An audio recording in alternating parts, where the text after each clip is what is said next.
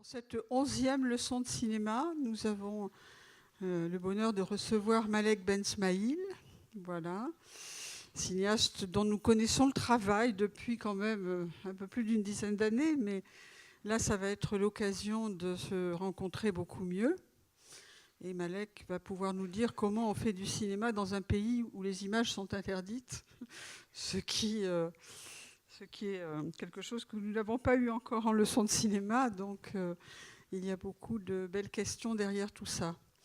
Ce qui est annoncé sur le catalogue, c'est que Eva Markovits devait faire l'animation de cette séance.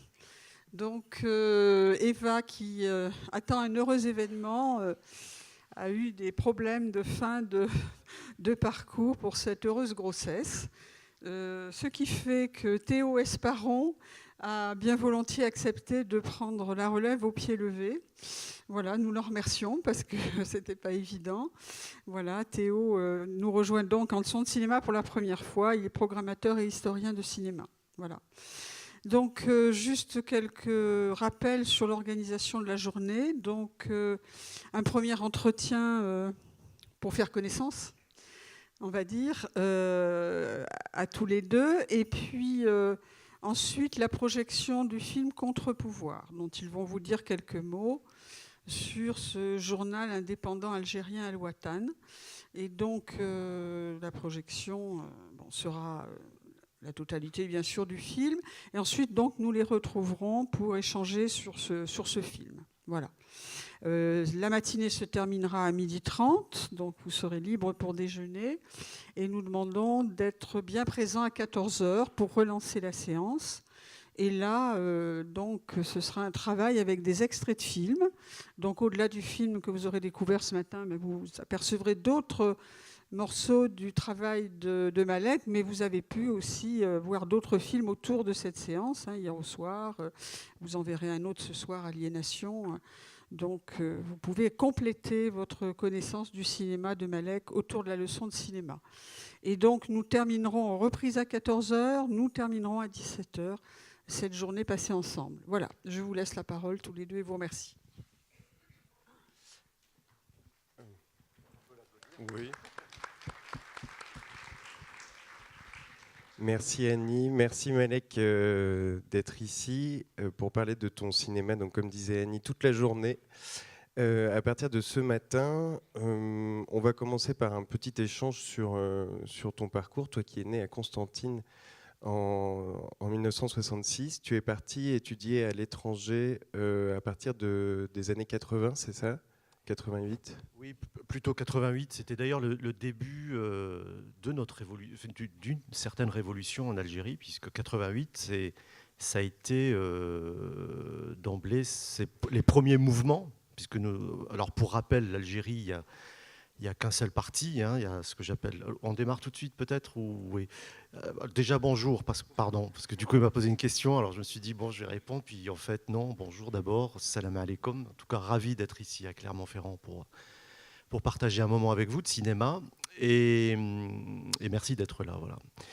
Pour effectivement l'Algérie, en gros pour aller vite, c'est un peu cette idée du chiffre 1.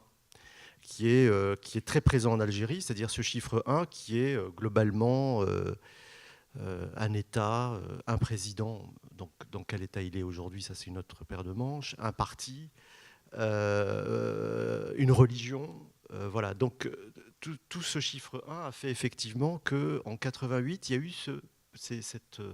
ces premiers mouvements de jeunesse qui ont fait qu'on est passé du parti unique, donc de ce chiffre 1, à une démocratisation de la société et à une démocratisation politique qui a donné effectivement beaucoup plus de partis, mais on y reviendra puisque ça c'était que le déclencheur en tout cas de ma filmographie en fait. Ça a été quasiment, ce mouvement-là était un des déclencheurs du départ pour aller faire ma formation de cinéma à la fois en France et puis par la suite en Russie.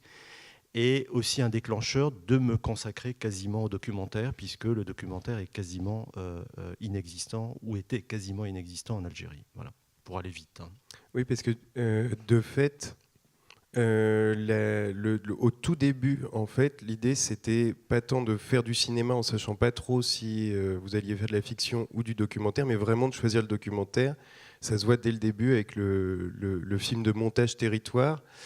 C'est quelque chose le film de montage, c'est quelque chose qui vient de la Russie, justement, on va dire, Oui, alors effectivement, en fait, au départ, moi, j'ai commencé en Algérie très jeune, quand j'étais lycéen, à l'âge, voilà, dès 14-15 ans, même sorti du collège, début du lycée. L'Algérie était en lien avec, à l'époque, le bloc de l'Est, et donc c'était l'ex-RDA qui envoyait énormément de matériel de cinéma amateur aussi. Donc on avait comme ça, et donc j'étais dans une petite maison de jeunes où je faisais de la photographie d'ailleurs. Et à ce moment-là, on a reçu du matériel qui venait de l'ex-RDA, qui étaient les petites caméras Bauer, les monteuses, les colleuses, etc. Et je me rappelle toujours de ce directeur complètement perdu et qui me dit « Mais qu'est-ce qu'on va faire de ce matériel? Personne ne sait le faire marcher. Toi qui t'intéresses à la photo et un peu, je pense, au cinéma. » Et donc, j'ai comme ça potassé, j'ai appris le cinéma par les modes d'emploi des caméras Bauer et des colleuses, etc. Ça commençait comme ça, parce que j'étais passionné de photo au départ. Et c'est vraiment en apprenant le mode d'emploi, etc., où j'ai appris à commencer à faire des plans. Donc vraiment autodidacte. Et j'ai commencé à faire des films Super 8. Et il y a eu tout un mouvement de films Super 8 en Algérie qui était extraordinaire, qui a permis effectivement de créer des festivals. Un festival important de cinéma amateur et qui réunissait comme ça tous les passionnés du cinéma en Algérie. Et comme ça, on arrivait à se montrer un peu les tout petits films qui parfois étaient très mauvais, mais en même temps qui étaient intéressants puisque ça permettait effectivement de s'exercer. Voilà. Et effectivement, quand j'ai compris que je ne pouvais pas, parce que l'Algérie rentrait dans une crise économique aussi en 88, qui a eu tous ces mouvements de jeunesse. Pour rappel, octobre 88, il y a eu de la torture aussi de la part des services de renseignement contre la jeunesse. Il y a eu des morts, 500 morts, hein, parce que le président avait appelé à la rescousse les militaires, mais les militaires ne sachant pas mater, disons, entre guillemets, une insurrection. Donc du coup, il y a eu des tirs et il y a eu quand même 500 morts. Donc voilà, mon départ s'est fait dans ces conditions-là, hein, mais qui a fait que, effectivement, je suis venu d'abord en France pour étudier le cinéma et surtout pour me cultiver, c'est-à-dire que c'était d'abord un appel de culture puisqu'on avait très très peu de choses, si ce n'est on avait énormément de films qu'on pouvait voir à la Cinémathèque algérienne, mais très peu d'informations, très peu de liens avec le monde du cinéma. Et donc Paris a été pour moi une première approche surtout culturelle, c'est-à-dire les musées, les cinémas. Je ne vous cache pas que j'ai appris le dictionnaire, parce que je n'avais aucune culture cinématographique, ou très peu, et j'ai appris le dictionnaire de Georges Sadoul sur l'histoire du cinéma mondial. Et ça me permettait d'avoir un peu de consistance quand je pouvais parler effectivement à certains cinéastes, etc. Mais en fait, ça a commencé comme ça. Paris, ça a été une très bonne base de départ pour surtout se cultiver et avoir quand même une approche et de la peinture et du cinéma, de la photographie, etc., des musées. Mais la meilleure approche que j'ai pu avoir a été effectivement une année de formation en Russie, ce qui était une sorte d'immersion au sein du studio, qui est un studio de cinéma, Lenfilm, à Saint-Pétersbourg. À l'époque, c'était Leningrad. Et du coup, on passait dans tous les postes, vraiment du début de l'écriture jusqu'à l'étalonnage. Et on passait quasiment un mois à chaque poste. Et ça m'a permis de faire de très très belles rencontres, dont une rencontre avec Alexis German, qui est un monstre du cinéma, avec qui on a parlé beaucoup de production et de cinéma, mais aussi une très belle rencontre avec Sokourov, et qui préparait d'ailleurs, à ce moment-là, j'étais en stage mise en scène, et il préparait une fiction. Et on a beaucoup parlé de l'Algérie à ce moment-là, et c'était en 89 à ce moment-là, et donc il y avait encore Gorbatchev, et on était dans cette période-là avec la chute du mur de Berlin, etc. Donc il se posait énormément de questions sur l'Algérie. Et de longues conversations avec Sokourov m'a amené à découvrir son espace aussi documentaire, ce qu'était que le documentaire. Et il m'a toujours... en fait, on a eu de longues conversations sur l'enjeu du documentaire dans un pays, et que lui n'avait aucune information de ce qui se passait en Algérie. Et moi, j'étais venu un peu aussi dans le cadre comme tous les jeunes cinéastes, voilà, on était complètement omnibulé par la fiction, faire de la fiction, faire de la fiction. Et Sokourov m'a un peu ouvert les yeux sur l'espace documentaire, et je me suis dit, mais oui, en plus, on est en train de rentrer dans des périodes extrêmement difficiles de démocratisation, de mouvements importants, puis après on est rentré dans ce qu'on appelle la décennie sanglante, etc., dans les massacres entre les islamistes, etc., et les militaires. Et donc je me suis dit, c'était peut-être le moment, justement, d'enregistrer ce réel-là, qui n'existe pas en Algérie, qui est un réel qui existe effectivement dans la société, mais qui n'est pas capté, et qu'il était peut-être temps, comme la guerre d'Algérie n'a pas eu d'archives aussi, il était peut-être temps de commencer à composer ce que j'appelle l'archive de demain. Voilà. Donc j'ai commencé très vite, et d'où Territoire, que vous allez voir, on va voir des extraits peut-être cet après-midi, qui est un premier cri de cinéma. Donc c'était mon premier film, et c'est un film de montage de 30 minutes, et qui est un vrai cri, et qui vient effectivement dans cette école un peu de montage, voilà, de confrontation d'images. Voilà. Donc ça, c'était, je crois, dans Territoire, ça a été un petit peu tout ce dont j'allais à peu près poser les jalons pour... Enfin, je le dis maintenant, mais à l'époque, je ne le savais pas, bien sûr, mais les jalons pour pouvoir effectivement composer par la suite un cheminement et une filmographie. Voilà. Mais ce qui me semble intéressant aussi, c'est de commencer par le film de montage et le found footage, c'est-à-dire essayer de voir, notamment par les images télévisuelles et par le montage de ces images, plus qu'aller sur le terrain. Parce que justement, pendant la décennie sanglante, vous auriez pu partir comme ça un petit peu, enregistrer, j'allais dire, les nouvelles du front ou des massacres. Mais parce que j'étais, il faut voir un peu Territoire, c'est-à-dire on part d'un film que les personnes n'ont pas vu, mais c'était à ce moment-là, l'Algérie rentrait dans une période extrêmement violente, et nous étions, nous, dans ce que j'appelle moi la violence archaïque, vraiment, puisqu'il ne faut pas oublier, c'était des massacres où les islamistes égorgeaient comme ça des villages entiers, etc. Donc on est dans une violence extrêmement dure et archaïque. Et en même temps, je vivais pour la première fois en Occident, où j'étais confronté moi-même à une violence postmoderne, et une violence aussi d'une sorte de racisme involontaire, il y avait quelque chose comme ça, d'une hystérie collective médiatique autour de l'Algérie, où tout est dit et rien n'est dit en même temps, avec beaucoup d'archétypes, beaucoup de clichés, et tout ça m'a beaucoup frappé, et aussi Territoire est peut-être un film somme où je puisais à la fois dans des lectures philosophiques autour de Paul Virilio, qui travaillait la question de la vitesse, et en même temps à la fois sur l'espace de proverbes algériens ou d'espace coranique, où les Algériens sont complètement, où on leur enseigne ça très très jeune depuis notre tendre enfance. Et c'est cette confrontation plutôt de la vitesse en Occident, dans les vite pour tout, aussi bien pour l'aspect économique que pour l'aspect de la technologie. Et autant nous, on était quasiment dans l'arrêt, voire dans la destruction, et voire dans la lenteur et dans voilà, cette violence totalement archaïque. Donc c'était un peu cette idée de confronter. Et il n'y avait que presque la proposition d'un film de montage plus que d'un film de tournage qu'il fallait. Voilà, parce que c'était un film d'urgence, et que je ne voulais pas perdre aussi ce temps-là d'aller effectivement questionner ce qui se passait tout de suite chez moi, mais plutôt de confronter deux mondes qui se regardent et qui sont deux mondes peut-être qui ne se comprenaient pas à ce moment-là. Voilà. Et les choses après ont évolué dans le temps, bien sûr, au niveau géopolitique. Et vous avez gardé des liens, justement, par exemple avec Sokourov ou avec d'autres personnes qui vous ont formé en France et en Russie surtout, par exemple leur montrer Territoire, etc. Ou est-ce que... Oui, après j'ai gardé beaucoup de liens avec l'équipe de l'Enfilm pendant un certain moment, puis après chacun a pris sa route, bien entendu. Voilà, donc on a eu des échanges, ils sont venus chez moi quand j'étais à Paris aussi. Voilà, donc ils sont venus même en Algérie. Donc on a gardé comme ça énormément de liens. Voilà, mais ça fait partie, je crois, des tout premiers pas voilà, de mon cinéma. Et pour revenir sur l'idée du documentaire et de documenter comme ça le présent et le territoire de l'Algérie dans les années 90, donc pendant la décennie noire, comment, par rapport au photojournalisme et à toutes les photos qui circulent, notamment en Occident, de tous ces massacres, etc., comment est-ce que vous vous situez et comment se situent les cinéastes par rapport à ça ?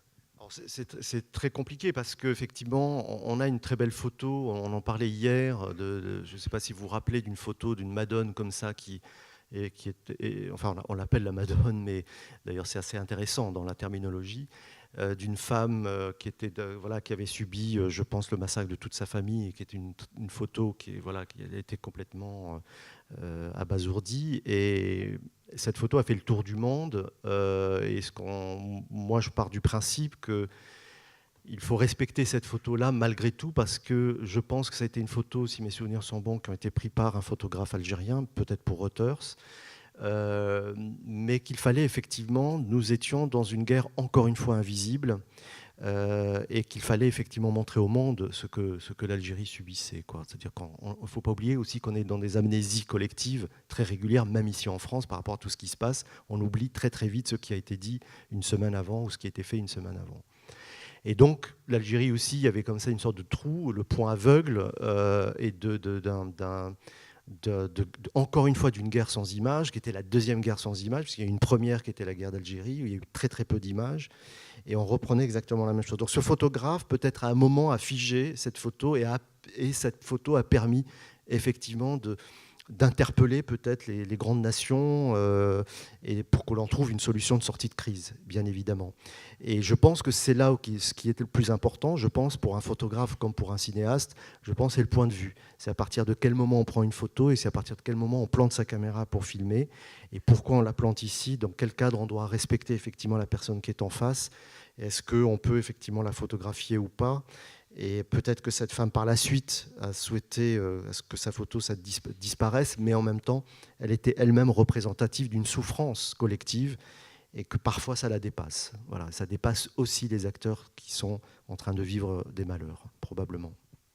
Et pour commencer doucement à se diriger vers Contre-Pouvoir, il y a aussi le fait que dans vos films, c'est très souvent davantage un parcours, non pas dans la rue, mais dans des institutions, au sein de maisons, c'est-à-dire des espaces clos et rarement la rue. Est-ce que ça, c'était un choix dès le début aussi de se dire je vais aller dans le huis clos, un choix pratique, un choix d'écriture ou...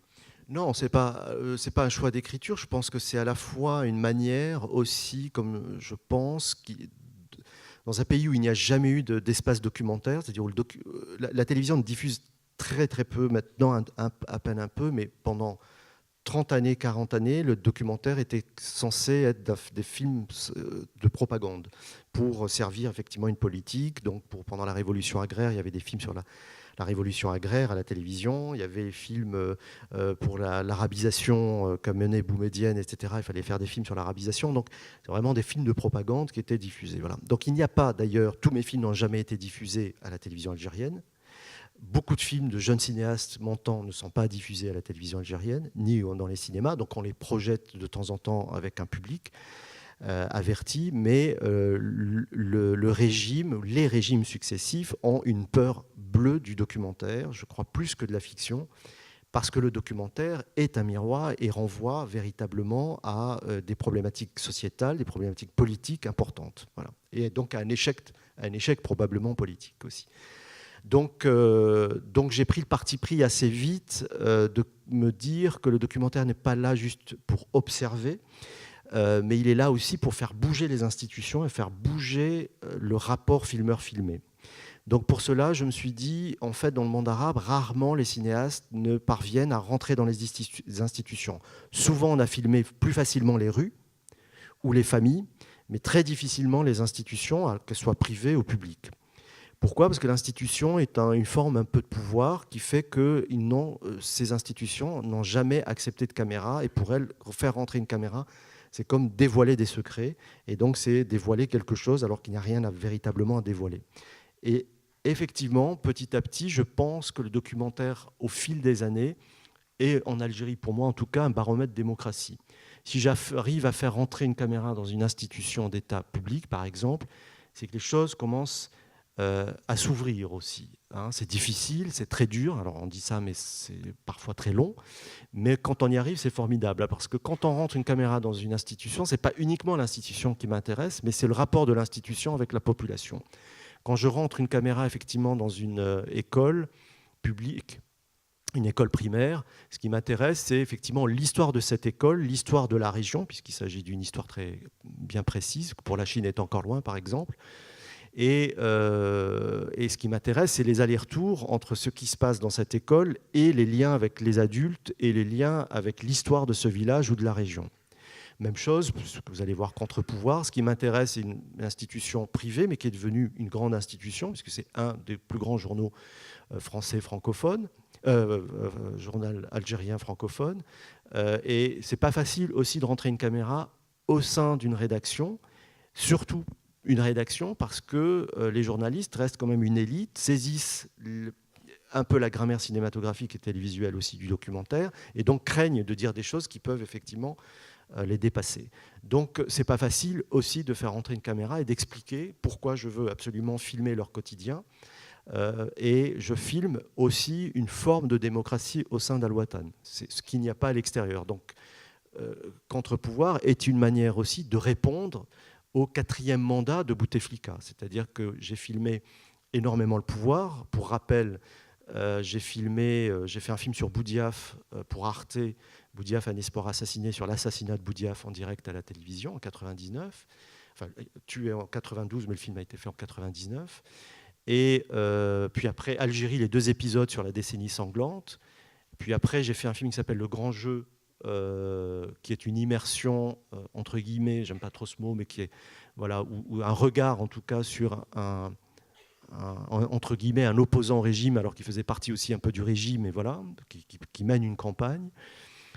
Et effectivement, pour le 4e mandat, je me suis dit, on ne va pas refaire encore un film politique de cette facture-là, c'est-à-dire vraiment être confronté à des hommes politiques, parce que je pense qu'on est dans un grand jeu, justement, et que le régime a bien compris qu'il fallait donner une sorte de mise en scène pour l'Occident et pour les observateurs, mais qu'à l'intérieur, rien ne bougeait, et que nous sommes toujours dirigés par 2 idéologies, celle du FLN et celle des islamo-conservateurs. Et du coup, je me suis dit, peut-être ça vaut le coup peut-être de filmer le seul acquis de la démocratie, du début d'une démocratie en Algérie, qui est l'acquis de la presse indépendante, qui est arrivé donc à l'aune de 88, 90, etc. Et à ce moment-là, je me suis dit, mais comment des journalistes peuvent travailler pour le 4e mandat, c'est-à-dire 20 ans plus tard, sur exactement la même mécanique d'un président qui est absent des meetings, qui est malade, mais qui quand même se présente pour un 4e mandat, voire maintenant même un 5e mandat. Et donc, comment ces journalistes ne dépriment pas, comment ils peuvent réagir à ça, comment ils peuvent travailler dans une mécanique qui est elle-même totalement sclérosée. Voilà. Et c'était ça que je voulais. Donc après, le huis clos, automatiquement, il s'est avéré très intéressant parce que le journal se situe dans une ancienne caserne coloniale au centre d'Alger, puisque quand il y a eu les mouvements de massacres, etc., dans la décennie sanglante, pour protéger les journalistes, l'État a mis à disposition cette ancienne caserne coloniale qui est avec une sorte de mur d'enceinte pour les protéger, sauf que depuis, généralement, beaucoup de journaux sont encore restés dans cette caserne. Et donc le huis clos m'a intéressé, puisque effectivement, cette bulle de démocratie existait entre les 4 murs d'Al-Watan, mais n'existe pas dans la rue, puisque dès qu'il y a une manifestation dans la rue, elle est rétamée et les gens sont globalement emmenés au commissariat ou en prison. Donc voilà, c'était une manière aussi de montrer que la société à l'intérieur et au sein des journalistes aussi, il y a des gens qui pensent le contre-pouvoir, pas uniquement en termes de presse, mais en termes de pensée. C'est pour ça que le titre du film est au pluriel, comme beaucoup de mes films d'ailleurs sont au pluriel. Voilà. Et il y a aussi quelque chose qui est très intéressant avec Contre-pouvoir, c'est que c'est un journalisme qui est fait de mots, alors certes d'images, de dessins, de photographies, mais qui est fait de mots, de paroles, de pensées. Est-ce que la presse, je dirais télévisuelle ou radiophonique, a le même statut que la presse écrite en Algérie Non, disons que la presse écrite, elle est beaucoup plus âpre et beaucoup plus dure que la presse télévisuelle. C'est-à-dire que on n'a qu'une chaîne de télévision publique, j'entends, et depuis quelques années, il y a une émergence comme ça de petites chaînes privées qui sont des chaînes qui appartiennent à des clans. Et en fait, il y a des règlements de compte qui se font par presse télé interposée, et par aussi d'ailleurs groupes de journaux aussi parfois. Mais disons que ce qui est dit dans la presse peut être plus virulent, plus dur, alors que ce qui est dit au niveau télévisuel peut être beaucoup plus vulgaire ou beaucoup plus idéologique, c'est-à-dire qui engage un chemin beaucoup plus vers l'islamisme ou vers un conservatisme ou vers une sorte de pensée complètement figée, et ce qu'il n'y a pas dans la presse indépendante. Parce que la télé tient quand même une place importante dans les films, même jusque dans La Chine est encore loin. Et dans le début aussi, par exemple, il y avait Algerian TV Show aussi. L'intérêt pour la télé, et la télé surtout des autres, puisqu'on essaye en orientant sa parabole de capter des chaînes étrangères. Donc cette télévision, elle tient la même place aujourd'hui que quand vous avez commencé ou... Disons que la télévision, elle tient une place importante dans le foyer algérien, puisque à l'époque, les Algériens regardaient beaucoup plus d'ailleurs les chaînes françaises, et ont tendance d'ailleurs à tourner à l'époque les paraboles pour avoir des informations qu'ils n'avaient pas effectivement au sein de la télévision publique. Maintenant, avec les toutes petites chaînes privées, ils regardent un peu plus ces petites chaînes, mais malheureusement, elles ont tendance aussi à s'orientaliser, c'est-à-dire à ressembler aux chaînes du Moyen-Orient, qui n'est pas notre propre culture. Et ça, c'est un peu dangereux parce qu'effectivement, on orientalise aussi un peu la société algérienne. Voilà. Donc effectivement, l'enjeu télévisuel, et ça c'est toujours la problématique des Algériens, c'est toujours le regard de l'autre. C'est-à-dire que on a, comme ça a été un pays qui s'est libéré de la colonisation française, il y a toujours eu ce mythe de la révolution algérienne qui a fait qu'on a toujours été écrasé par le regard de l'autre et qu'on a du mal à sortir de ce regard-là. Du coup, on n'arrive pas à se regarder nous-mêmes du fait que effectivement nos films à nous ne sont pas distribués ni diffusés auprès de la société algérienne. C'est vous dire à quel point on a peur de notre propre regard. Donc on préfère avoir un regard du Moyen-Orient ou copier le Moyen-Orient ou l'Occident, mais ne pas avoir notre propre regard à nous.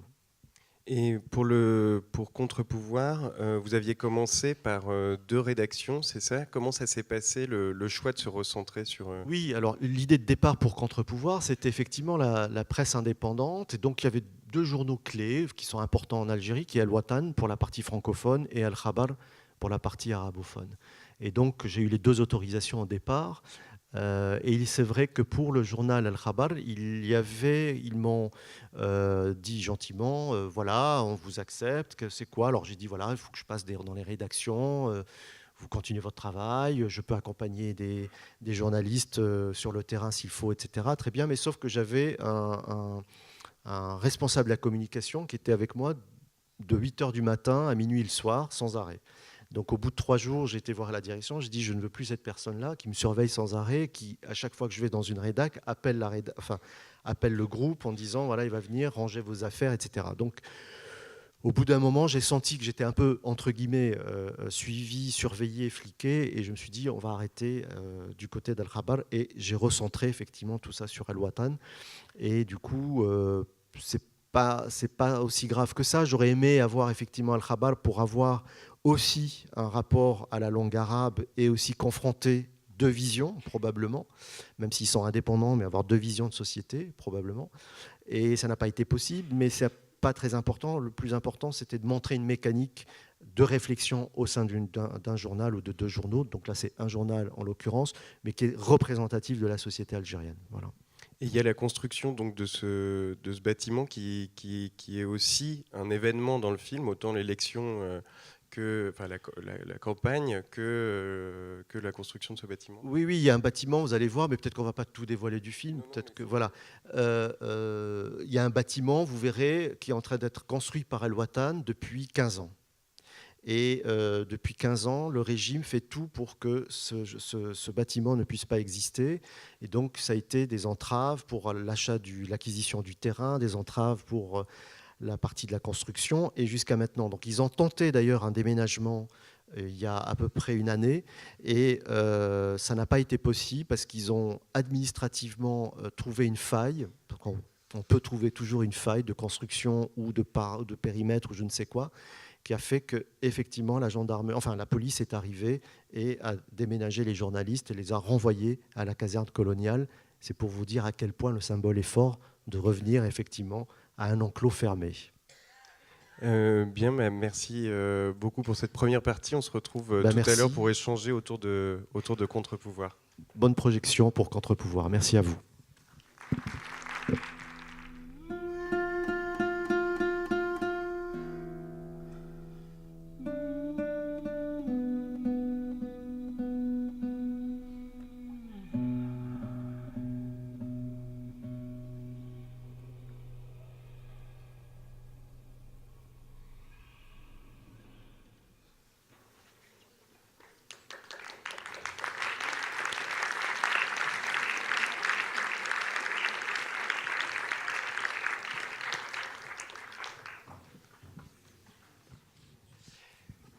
Bien.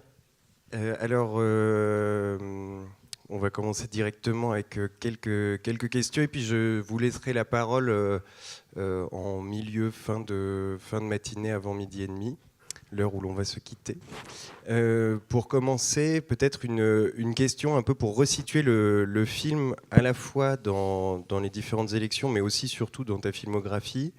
Ce film existe un petit peu comme une sorte de contre-champ, j'ai l'impression, du grand jeu. Est-ce que c'est comme ça que ça a été pensé Alors, c'est vrai que, encore une fois, je reviens sur un peu une obsession qui est celle de filmer constamment, par période, mon territoire, qui est donc mon pays, l'Algérie, dans sa complexité et dans son cheminement historique et politique.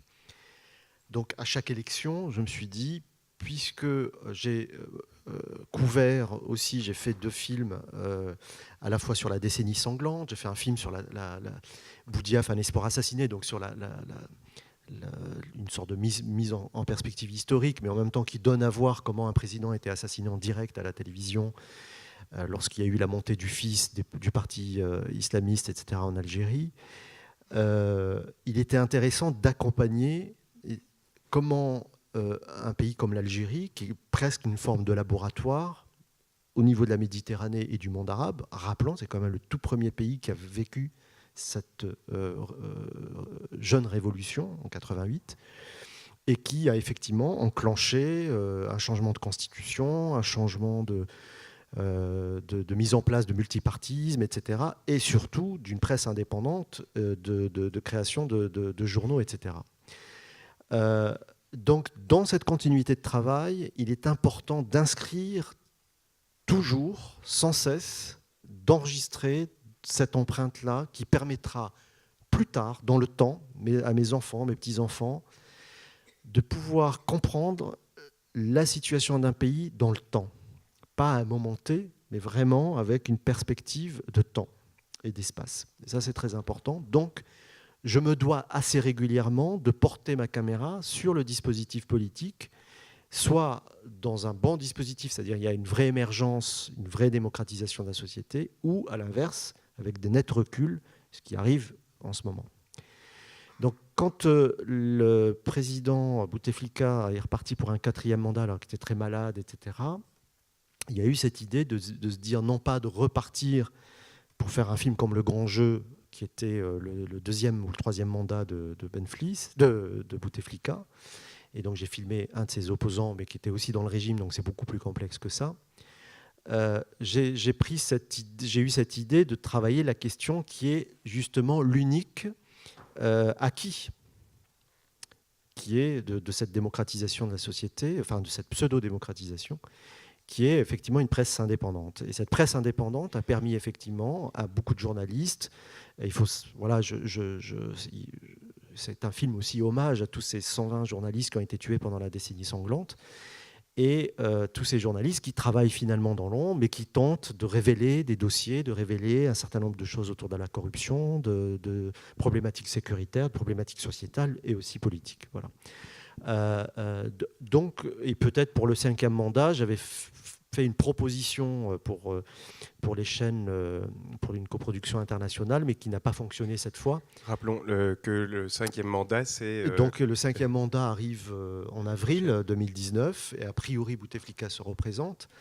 Et j'avais envie cette fois de me dire non pas on va continuer dans le process de filmer l'intérieur de ce pays, l'intérieur des élections, qui tout ça, et on le sait, qui est une grande mise en scène, ne pas être dans la répétition et dans la psychose algérienne, mais plutôt de comprendre pourquoi toutes les puissances étrangères accompagnent ce régime et comment ils l'accompagnent. Et donc j'ai proposé un projet qui dit pourquoi l'ensemble des régimes continuent à fonctionner avec le régime des puissances internationales, continuent à travailler, peut-être qu'ils ont raison, c'était juste une question, à travailler avec le régime Bouteflika. Et donc, quels sont les liens avec, bien sûr, Paris? Quels sont les liens avec l'Allemagne, avec l'Angleterre, avec les États-Unis? Qu'est-ce qui fait que les grandes puissances ne bougent pas ou ne donnent pas leur avis ou tentent en tout cas de pousser une émergence d'opposants, etc. Et ça, c'est un projet qui ne va pas voir le jour parce qu'a priori, tout le monde a refusé le projet. Voilà. Donc, on sait pertinemment que l'Algérie est dans une situation géographique et géopolitique importante, puisque à la fois, c'est un pays qui donne énormément d'informations au niveau du service de renseignement en Europe, c'est-à-dire pour savoir où sont les terroristes, d'où ils viennent, etc., puisqu'il y a un passé et un service qui s'est beaucoup affiné. L'Algérie bloque l'ensemble des migrations subsahariennes qui viennent en Algérie, il les repousse dans le désert et il les repousse vers les frontières maliennes et ailleurs. Aussi prête main forte pour effectivement le passage d'un certain nombre de militaires pour le Mali contre le terrorisme sur la partie Daesh. Il sécurise la frontière tunisienne, il sécurise la frontière libyenne, plus, ça c'est la partie que sécuritaire, plus le gaz, le pétrole et le minerai. Voilà. Donc tout ça fait que, effectivement, les puissances internationales travaillent en accointance avec le clan Bouteflika, et donc, effectivement, quand on propose un projet dans ce sens-là, ça a du mal à passer. Voilà. Et puis, ce qu'on voit dans le film et par rapport au grand jeu ou même à ce projet, c'est qu'en fait, la mise en scène de l'élection et finalement l'histoire qui se raconte à travers cette élection est un peu toujours la même et une certaine lassitude des journalistes. Comment ça s'est passé justement de se dire, bon ben voilà, oui c'est l'élection, mais de fait on est un peu sur le même processus qu'avant et le phénomène de répétition, quoi. Oui, c'est aussi une manière aussi de montrer qu'une démocratie n'advient pas aussi facilement que ça. Et que nous, ça fait depuis 88 que nous tentons de mettre en place une démocratie, mais avec un régime qui reste autoritaire et qui ne veut pas lâcher. Donc c'est très complexe, quoi, parce que ça ne vient pas, c'est pas venu de la société. Donc l'opposition a du mal à s'imposer et du coup le régime ne lâche pas. Donc les journalistes, quand on va les voir, bien entendu, ils ont une analyse extrêmement fine de ce qu'ils voient au quotidien, de ce qu'ils écrivent au quotidien. Mais je crois qu'il y a une lassitude. Il y avait une lassitude. Il y a toujours une lassitude. Parce qu'ils sont que dans la répétition d'un certain nombre de faits qui se répètent sans cesse, puisque les choses ne bougent pas. Donc, comment filmer une presse qui a été extrêmement courageuse pendant la décennie sanglante, qui s'est construite, qui s'est battue, etc., et qui a perdu 120 journalistes pendant cette période-là, et en même temps qui tente, tant bien que mal, de continuer à faire ce travail-là. Voilà. Et avec des moments que l'on retrouve aussi dans la société algérienne, qui sont des moments de déprime, de névrose, où les gens font de burn-out, où des gens n'en peuvent plus, parce qu'ils sont dans la répétition. Donc c'est compliqué à filmer, et moi c'est ça qui m'intéresse. Donc quand j'ai été voir effectivement des financiers, on m'a dit mais l'Algérie ça se porte bien, c'est bon, tout se passe bien. C'est-à-dire comme s'il fallait rester dans une Algérie qui était en sang, à feu et à sang, et que les médias, le cinéma aussi, ne s'intéressent financièrement qu'à ce qui peut rapporter une forme de dramaturgie, mais pas de réflexion autour de la mémoire d'un espace, d'un territoire où il y a une complexité humaine qui se construit au fil du temps. Donc moi, je ne me dois pas de rester complètement bloqué par rapport à ce que souhaitent en face les financiers ou les programmateurs de télé, mais de continuer à me battre pour faire les films qui me semblent importants pour enregistrer ce que j'appelle cette mémoire collective et cette mémoire audiovisuelle qui permettra plus tard de comprendre comment ce pays a évolué ou comment il s'est rétracté, quelles ont été les prises de position de la société ou du pouvoir. Voilà. Ça, c'est très important parce que sinon, on ne construit pas ce que je disais tout à l'heure en début de séance, notre propre miroir. On est toujours... On regarde l'information de France 2 pour savoir ce qui se passe chez nous. C'est pas bon signe. Voilà. Donc c'est important d'être là régulièrement. Et pour vous, comment votre démarche de cinéaste se distingue de la démarche des journalistes que vous filmez, c'est-à-dire d'aller chercher, de mener l'enquête, etc. En quoi ça se distingue ou en quoi c'est parent ? Moi, ce qui m'intéresse, bien sûr, c'est d'abord le geste cinématographique, c'est-à-dire que je ne suis pas tellement dans l'enquête. Alors ça dépend, j'ai fait des films aussi d'enquête, mais même dans les films d'enquête, ce qui m'intéresse, c'est de filmer l'autre et de faire progresser l'autre. C'est-à-dire que à la fois l'autre, c'est en même temps soi, c'est-à-dire que je me filme moi-même. C'est-à-dire quand je filme les journalistes ou quand je filme un patient à l'hôpital psychiatrique ou les enfants, quand je filme cet enfant, je me vois enfant. Je me suis revu enfant dans une école primaire. Quand je filme un patient au sein de l'hôpital psychiatrique, ben je me dis, c'est peut-être moi, mais si je n'avais pas pu faire des films, peut-être que j'aurais eu des décompensations psychiatriques. Alors, même chose pour un journaliste. Je filme cette envie de démocratie, cette envie de dire les choses, cette envie, etc. Mais en même temps, je me filme moi-même. Donc, je donne ce que j'appelle moi un process humain qui me permet à la fois de me filmer, mais de filmer l'autre avec empathie toujours. Même mes ennemis, je dois les filmer avec empathie pour mieux saisir la logique de chacun. Et ça, c'est important, parce que même la logique d'un islamiste, on ne peut pas le filmer uniquement et l'écarter d'un revers de main, mais plutôt de comprendre sa mécanique et vers où il va et pourquoi il veut aller dans ce sens-là. Et ça, c'est très important pour que nous puissions effectivement décoder et rendre compte, en tout cas, d'un mode de pensée, parce que c'est trop facile d'être dans des archétypes, les biens contre le bien contre le mal, etc. Voilà. Donc je travaille vraiment en profondeur le dispositif humain, en tout cas, ça c'est important. Donc je parle beaucoup aux gens que je vais filmer d'abord. Je ne filme pas sans arrêt. Je pose la caméra pendant un jour, je pose la caméra pendant 3 heures. Il ne faut pas que je sois sans cesse là à capter des choses, mais plutôt à converser, à comprendre qui peut émerger dans une équipe, dans une rédaction ou dans un lieu de tournage, dans un espace, et expliquer au mieux, parce qu'il y a toujours une méfiance. Une caméra, encore une fois, qui rentre dans une institution, dans le monde arabe, ou même en Afrique, c'est très complexe, parce qu'il y a des choses à cacher au niveau des institutions. Elles n'ont jamais été habituées. Ici, on a pris cette habitude avec le temps, mais dans nos pays, pas du tout. Donc une caméra qui s'immerge au sein du FLN ou qui s'intègre dans une école ou dans un journal, tout ça, c'est très compliqué. Il faut y arriver, il faut parler, il faut communiquer, et je crois qu'il faut être très pédagogue, très didactique, et en même temps faire comprendre effectivement que l'enjeu est un enjeu démocratique pour eux et pour moi. Donc les personnages que je filme peuvent évoluer dans le film. Ça, c'est très important. C'est-à-dire que je ne fais pas, comme ça se fait beaucoup en France, où on fait signer une décharge, parce que si on fait signer une décharge à un personnage, c'est là où il va effectivement se poser des questions, parce que la signature, c'est quelque chose d'extrêmement... où on implique la personne dans quelque chose qui va être quasiment contractuel. Et comme nous sommes dans plutôt une culture de l'oralité, l'idée, c'est plutôt de montrer les rushs au fur et à mesure aux gens que je filme. C'est très dangereux, parce qu'il m'est arrivé de perdre des gens.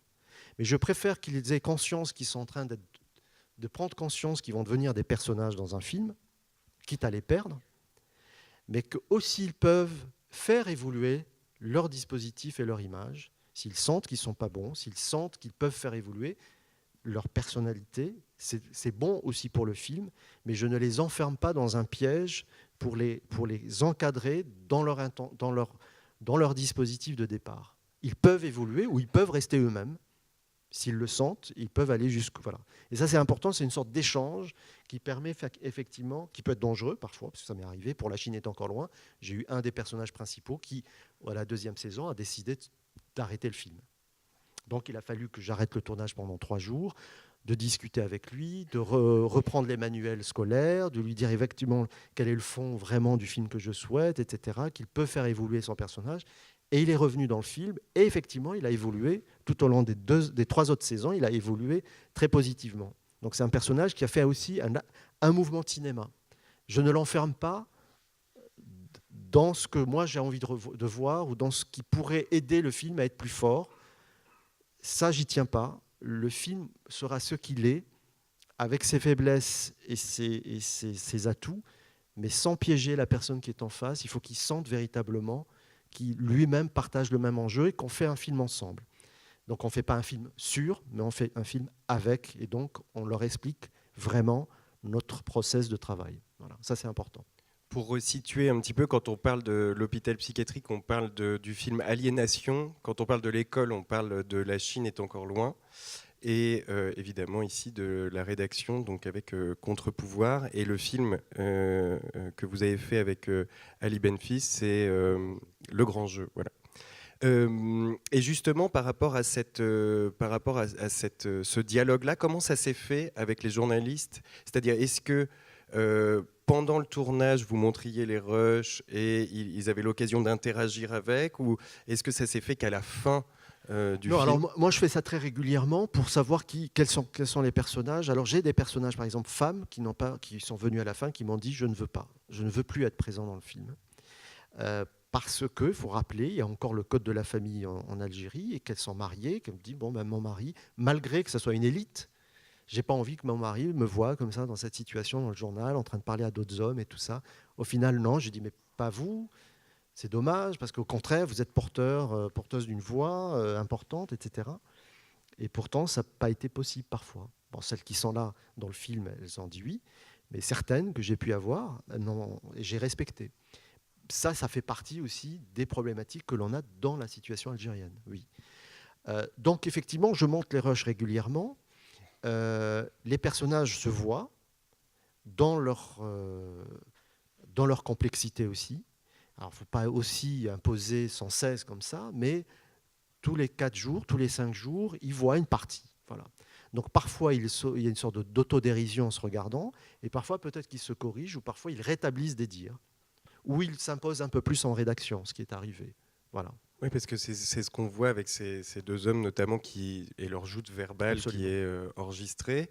Et là, il y a un travail sur filmer la parole, certes, mais surtout sur la mise en scène de soi. À quel point, et ça c'est à quel point, est-ce qu'au moment où on se met à tourner, la scène se provoque d'elle-même, on va entrer dans une joute verbale parce que ça tourne, ou est-ce que ça se passe pas comme ça, quoi? Alors, ça dépend. C'est-à-dire que, par exemple, pour cette séquence, non, elle s'est passée vraiment quasiment en live. Et d'ailleurs, c'était un plan séquence. Ils sont comme ça au quotidien. Voilà. Donc, c'est des gens qui sont non-stop en train de se prendre le bec et d'être dans cette dynamique-là. Donc, quand j'ai vu cette séquence-là, bien entendu, j'étais là, caméra à l'épaule, et donc j'ai tourné sans cesse. C'est-à-dire que je n'ai pas du tout levé le doigt. Donc, c'est un record qui dure 30 à 35 minutes. Et dans le montage de départ, donc merci pour le perchman, parce que c'est là où il faut assurer, mais dans le montage de départ, j'ai dit on garde la séquence, le plan séquence. Voilà. Sauf qu'effectivement, comme vous l'avez vu, c'est des personnages qui sont dans la redondance, dans la récurrence. Et j'ai dit, mais c'est ça aussi la réalité d'un tournage, et c'est ça aussi la réalité d'un journal. C'est-à-dire qu'ils sont dans la répétition, comme nous sommes aujourd'hui dans la société algérienne, dans une répétition et dans une obsession, dans une sorte de transe, d'une parole qui se répète, et toujours avec cet humour, avec cette façon d'aller jusqu'au bout, et puis cette mauvaise foi. Voilà, ça, c'est quelque chose qui revient sans arrêt. Et à un moment donné, on s'est dit, effectivement, je dois tenir une durée du film. Il y a peut-être 2-3 répétitions qu'on peut quand même essayer de couper. Et donc, j'ai pris la décision de couper. Et c'était vraiment, ça, je pense que c'était nécessaire, mais c'était très beau dans le plan séquence de le garder tel quel aussi. Donc ça, c'est une décision aussi de montage, de rythme. Déjà, le film a un dispositif assez lent aussi qui est voulu, qui donne à voir aussi qu'on est dans quelque chose d'une lenteur, une sorte d'éloge de la lenteur, mais enfermé entre ces murs délavés, un peu ces murs de ce passé, de cette ancienne caserne coloniale. Et j'ai renforcé cela, d'ailleurs, en étalonnage, pour rendre compte un peu de ce huis clos qui enferme, mais qui donne à voir peut-être une liberté. C'est-à-dire, on est dans quelque chose de très fermé, mais ça donne un souffle de liberté. Alors que nous pouvons sortir à l'extérieur, faire des enquêtes à l'extérieur, et on serait effectivement dans un espace très libre et très ouvert avec du beau ciel bleu, mais probablement avec cette idée que nous sommes totalement encore sous le joug d'un régime totalitaire. Voilà. Et c'était ça, en tout cas, renforcer un peu cette idée. Et je crois que le bâtiment vient un peu donner cet éclairage aussi et cette respiration pour dire, voilà, nous construisons quelque part un pays.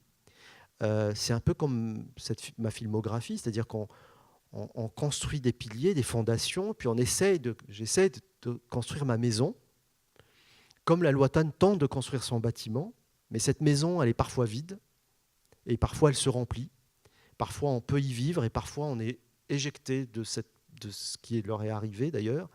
Et donc c'est complexe, et c'est un peu cette métaphore de ce bâtiment, qui finalement, on construit quelque chose pour effectivement aller vers le mieux, vers la modernité, vers une presse beaucoup plus dynamique, beaucoup plus puissante, avec possibilité d'un vrai contre-pouvoir, eh bien, il y a un régime qui l'arrête et ce bâtiment, on le voit à la fin, est vide. Il est très beau, il surplombe Alger, mais c'est un peu comme Citizen Kane, sauf qu'on ne peut pas aller au bout. Hein. C'est un peu un hommage aussi à Orson Welles. Et puis, au final, tout ça est un jeu. Restez à votre place, faites votre travail. On limite un petit peu les dégâts, mais vous ne dépassez pas. Vous ne pouvez pas avoir ce bâtiment. Vous n'habiterez pas ce bâtiment, même si vous l'avez construit. Vous êtes à votre place et vous resterez à votre place tant que le régime Bouteflika est là. Et comment sont arrivés d'ailleurs ces travelling incroyables au sein de la rédaction, dans les couloirs, etc. Est-ce que tu pourrais nous parler de ces travelling? Oui, ça c'est des choses que j'ai un peu repérées et j'ai trouvé ce couloir où les gens, il y a une sorte de circulation dans ce couloir entre effectivement les bureaux de rédaction, le rédacteur en chef, le bureau d'Omar Belhouchet, le directeur de publication. Et donc je voyais cet aller-retour et ça m'a donné envie effectivement de faire un peu ce mouvement-là. Alors pourquoi ce mouvement? Et je le démarre d'ailleurs avec un plan qui a été fait dans un téléphérique, c'est le téléphérique d'Alger, et qui rentre après comme ça dans les méandres de l'imprimerie d'Al-Watan. C'est une manière, je pense, vous verrez ça assez régulièrement dans mes films, de rentrer en douceur dans un film et de préciser au spectateur que je ne suis pas de ce milieu-là, et qu'à chaque fois que je rentre dans une institution, je suis extérieur à cette institution. Et donc, je fais toujours ce mouvement d'approche régulièrement en travelling pour dire, voilà, les gens peuvent me regarder, comme pour la Chinotte encore loin, on a un long travelling où on rentre dans le village, vous verrez ça cet après-midi, peut-être, je ne sais pas si c'est un extrait qu'on a pris. En tout cas, ça, comme pour ce film-là, on rentre en douceur et on est absorbé dans cette institution qui va plus ou moins nous accepter, moins au départ et plus à la fin. Voilà. Et tout ça, c'est toujours dans mes films. C'est une manière aussi de dire que nous abordons des sujets complexes, nous rentrons dans des sociétés qui sont complexes et fermées, où c'est difficile de tourner.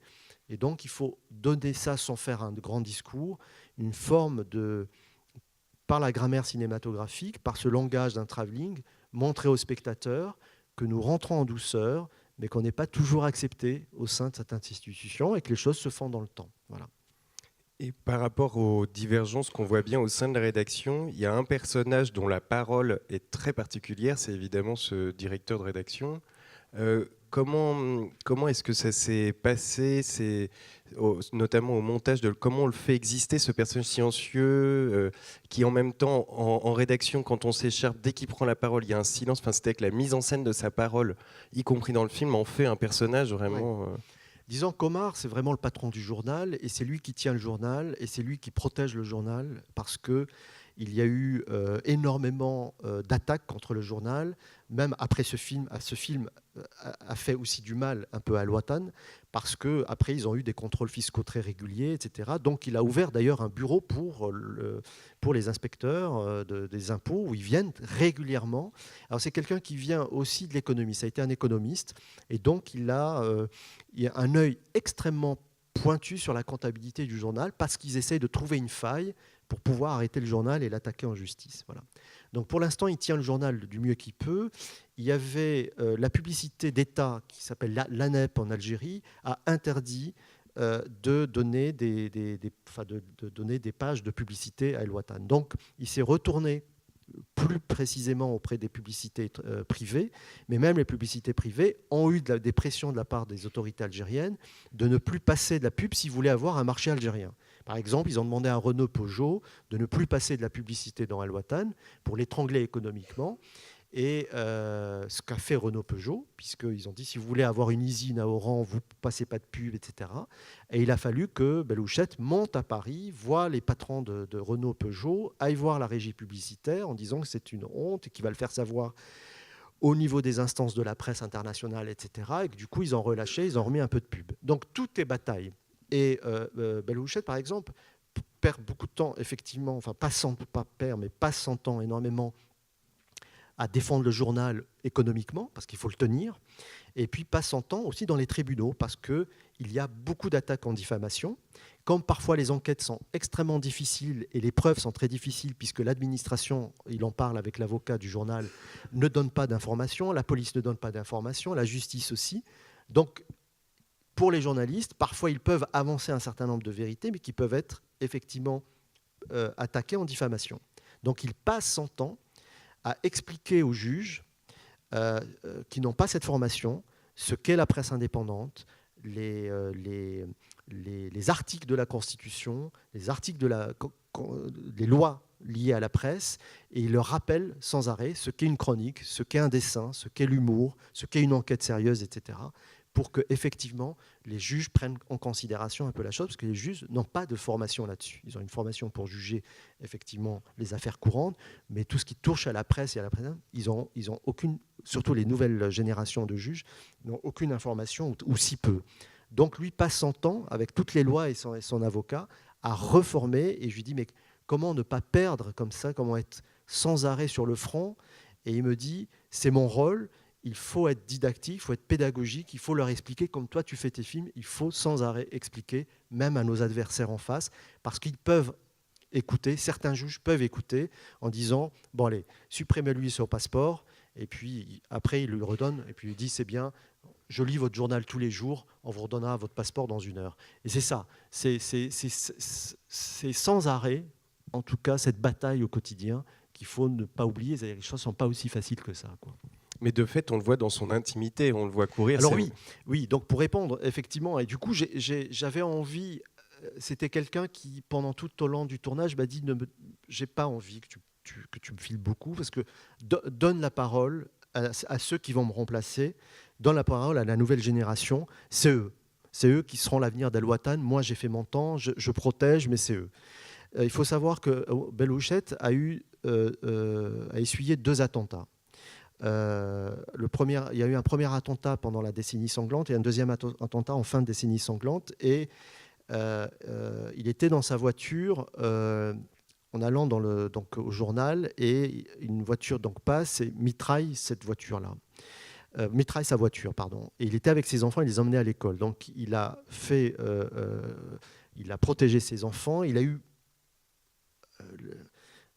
un geste incroyable, c'est de faire une marche arrière en pleine autoroute. C'est-à-dire que du coup, il a pilé et il a fait marche arrière. Donc ça a sauvé ses enfants. Sauf qu'à Alger, il y a eu la rumeur tout de suite qu'il était mort avec ses 2 enfants. Et son épouse qui a entendu ça a eu un arrêt cardiaque et est morte. Donc il a perdu sa première épouse, il s'est remarié depuis, dans ces contextes-là. Donc c'est quelqu'un qui, par la suite, a fait des infarctus aussi. Donc le cardiologue lui demande de faire toujours un peu de comment on appelle ça, de tapis électrique, voilà. Voilà. Donc il a des médicaments qu'il prend tous les jours, mais comme ça, et il garde le cap. Et quand on le voit, si vous l'aviez ici, il garde le cap, il a une énergie incroyable, et voilà. Mais il laisse cette nouvelle génération prendre vraiment à bras-le-corps la rédaction d'Al-Watan, mais il agit au moment où ça s'embourbe, où ça va n'importe où, et là, effectivement, il secoue le tapis et remet les choses en ordre, et ça redonne effectivement une direction.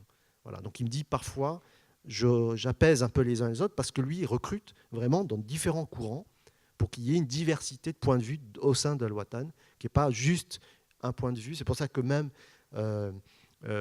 Hassan, il s'appelle les 2 Hassan, mais le Hassan, l'islamo-conservateur, il lui a donné effectivement un courant de pensée et de réflexion, et que ça fait partie aussi d'un courant de la société, et qu'il était important pour lui de l'intégrer aussi au sein du quotidien. Même s'il n'est pas toujours d'accord avec lui, mais il lui laisse effectivement cette parole-là. Voilà.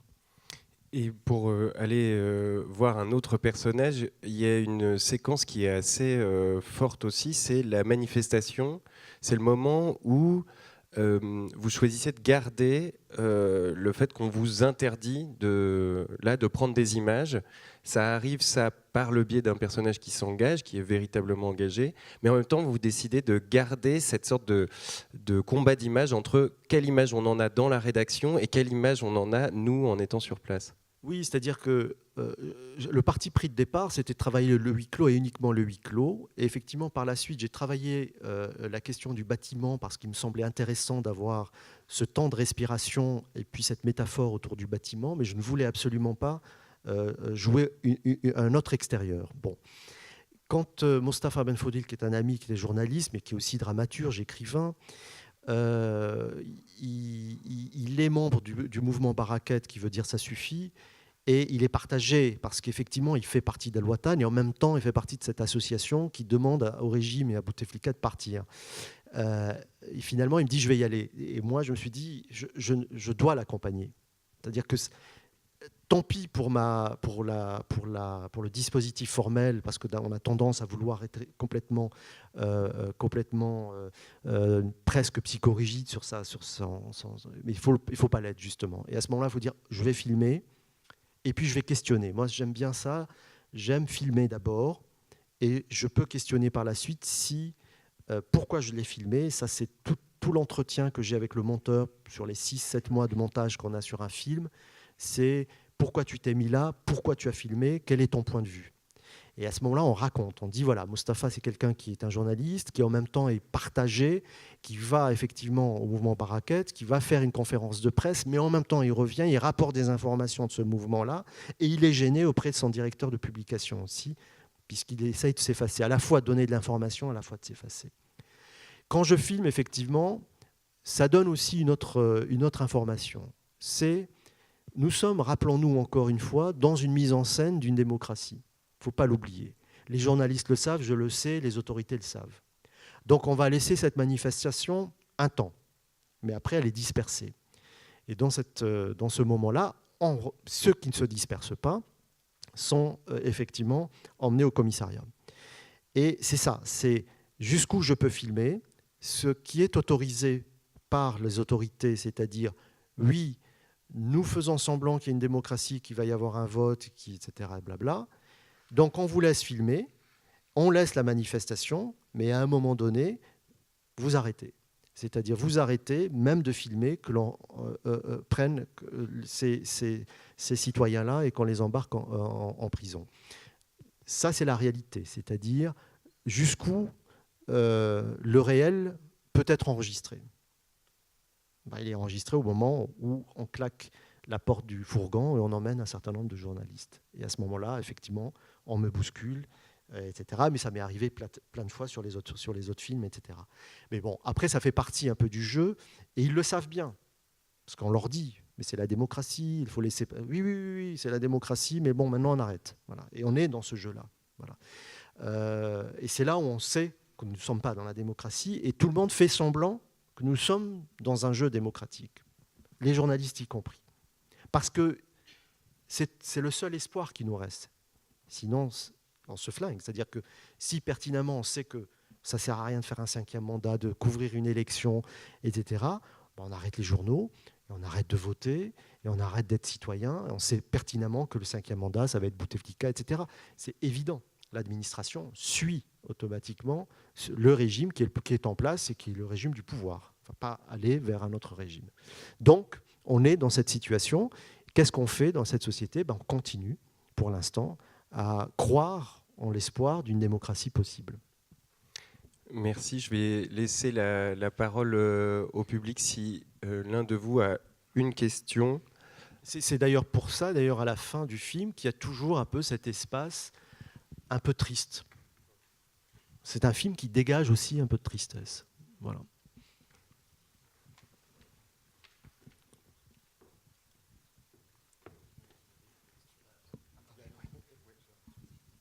J'ai une question qui est assez technique, mais c'est par rapport à quelque chose que vous avez dit par rapport aux rushs, que vous montriez régulièrement les rushs. Et je me posais la question, du coup, quel choix, parce qu'il y a quand même un choix de faire, de montrer soit l'ensemble des rushs, soit déjà des rushs déjà un peu prémontés, soit déjà un choix que vous aviez déjà fait vous dans ce que vous vouliez garder. Enfin voilà, comment se faisait ce choix-là avant de montrer même ?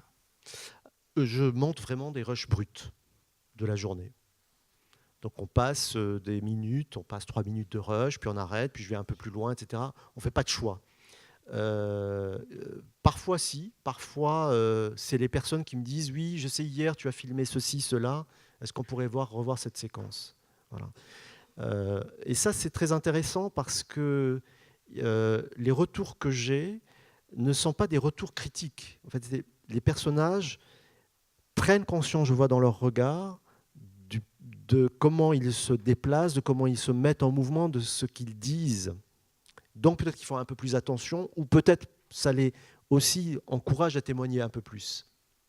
Savoir comment ils sont filmés, c'est important. Savoir s'ils sont filmés proprement, s'ils sont filmés avec dextérité. C'est-à-dire ça ils ont besoin de savoir si l'empathie est là aussi. Donc ça, c'est important. Donc eux-mêmes, parfois, disent, oui, hier, ça m'est arrivé, par exemple, avec les 2 instituteurs pour La Chine est encore loin, tu as filmé tel cours, j'aimerais bien le revoir, etc. Ah, mais là, je suis hyper dur. C'est vrai que je tape un peu les élèves, je ne devrais pas, etc. Ben, non. Et voilà. Et il évolue. Et après, plus tard, à la fin du film, j'ai vu ce professeur qui vraiment tapait les élèves parce qu'il pense que c'était la meilleure manière de les faire évoluer. Et qu'à la fin, il devient de plus en plus doux avec eux, il met la main sur l'épaule, il leur explique, ce qu'il ne faisait absolument pas la première et la 2e saison. Mais il s'est ouvert parce que du coup, il a vu que son collègue instituteur à côté, il était plutôt sympa et que ça marchait bien avec les élèves, et que lui, du coup, il paraissait un peu le prof dur, etc. Il m'a dit, mais je suis aussi dur que ça. Je lui ai dit, je pense, oui. Et du coup, il a évolué. Et ça, c'est formidable. Et pour Al-Watan, même chose. C'est-à-dire que c'est des personnages où ils ont dit, oh là là, j'aurais montré la séquence. Il me dit, mais on est complètement fou de parler comme ça, etc. Mais on est comme ça, de toute façon, c'est à prendre ou à laisser. Etc. Puis finalement, peut-être qu'ils ont recogité. Après, peut-être qu'ils se sont un peu positionnés de manière un peu plus calibrée. J'aime ça, de ne pas les enfermer uniquement dans leurs archétypes, parce que nous, tous, on a nos défauts. Et je le sais.